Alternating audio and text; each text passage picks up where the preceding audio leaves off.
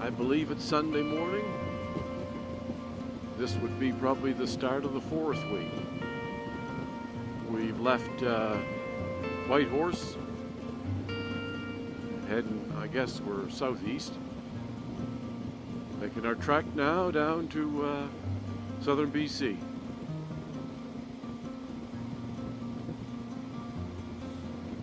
Just kind of a real nice morning.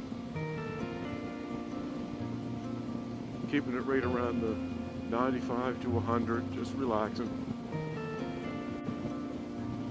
Gives me more time to think.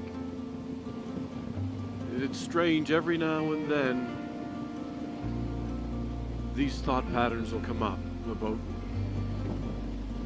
something about your life. Some strange little thing out there will trigger some memory.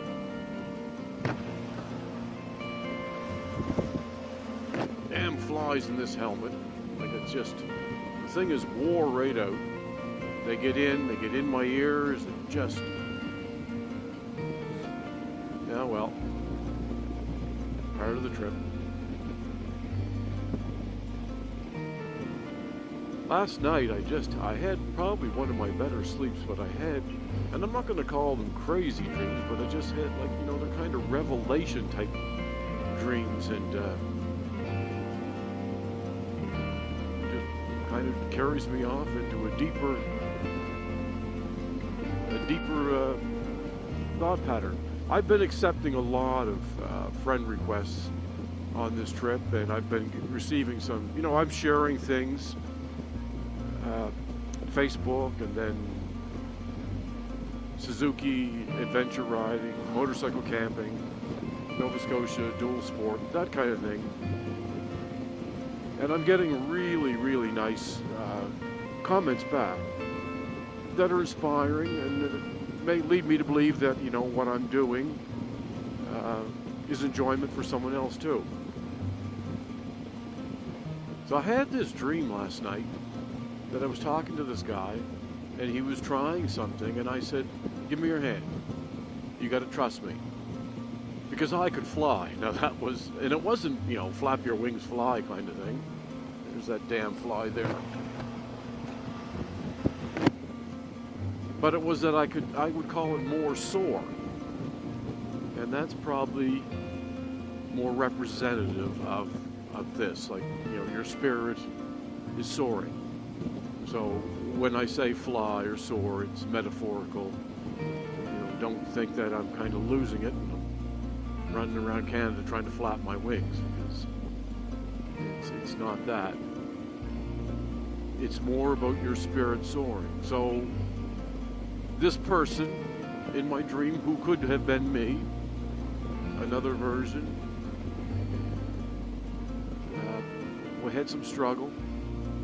And I said, you have to trust me. Give me your hand. And more than likely I was talking to myself.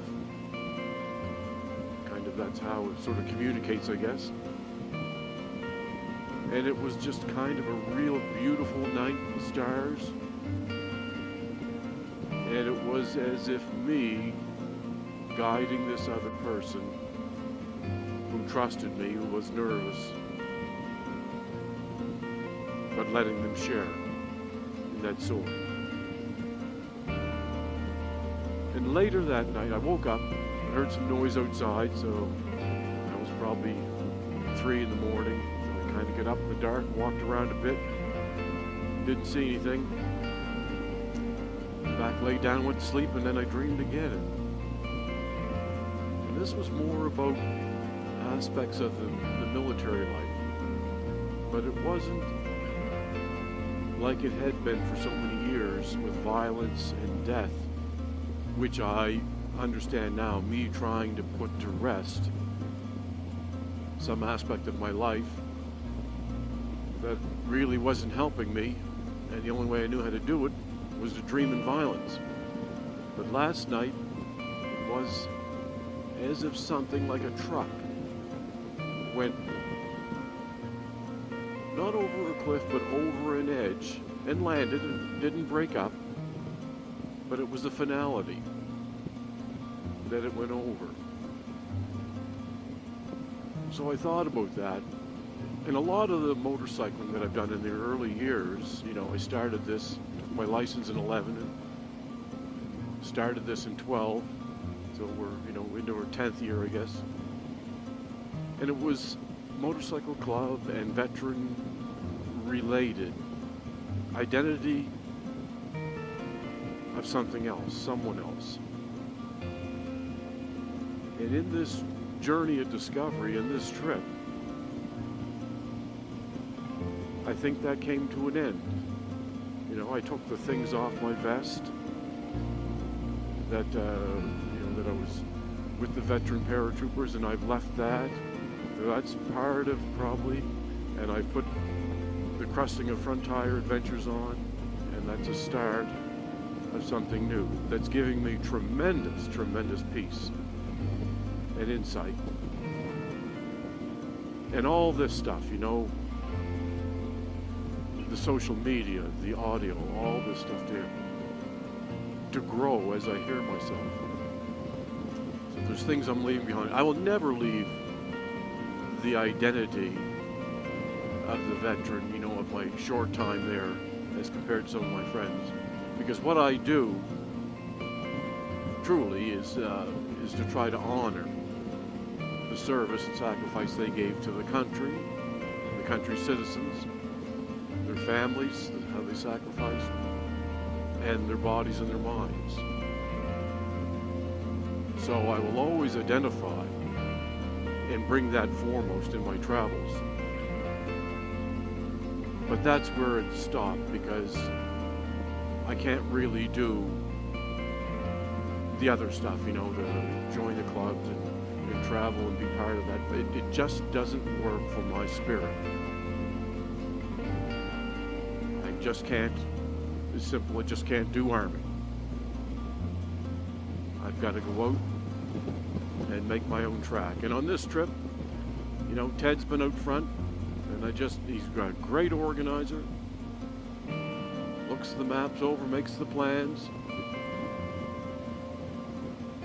has everything organized where we're going, and allows me to kind of focus on this. I've done lots of that, but not as organized, because I just take off and I go.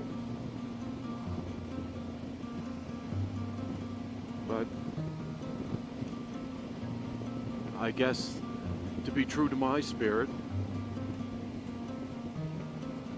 I have to leave, as the dream kind of spoke to me, leave that behind, let it go. And not in a violent way anymore. Just peacefully let it go. And now I can move on with this.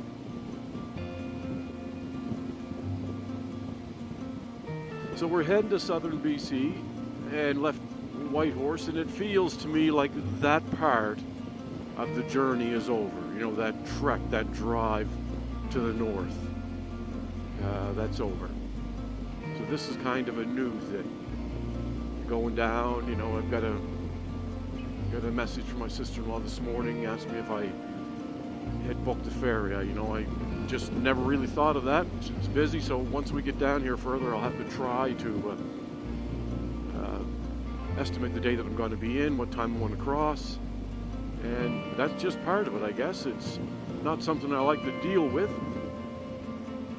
because it defiles me into an area that I got to sort of conform to, but that's part of it. Not so much because you got to stay in the lines here, you got to do the speed limit, you got to put gas in your tank, all those are things that you have to do, but to get across on that ferry, I've got to plan, like sort of magnetized to get there at a certain time. And that will, just cause me, not concern or anxiety, but something that I have to think about. But anyway, I thought more about that and said, well, who gives a rat's ass about the time? If I get down there and I gotta wait a day, well then you wait a day. So, just give up on that one.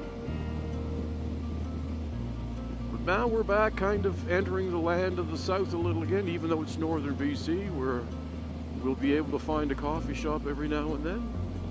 go in. We stopped the other day. On the way up, we were going to stop on the way back. I forget the name of the lodge. Something like, Boberg Lodge or something, just on the side of the road. They had cinnamon buns bigger than that windshield that we took with us. Probably lasted us 4 days each. So, and I guess it's a competition up here. But anyway, it's inspiring. It's relaxing.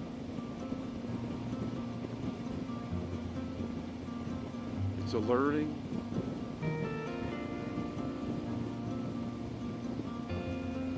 To just go out and ride, and navigate through the interior of the country. See beautiful things, history, be tired at the end of the day. Just a fine silk over you, between you and the stars. Dream the dreams. Just makes it a little clearer on the journey of discovery.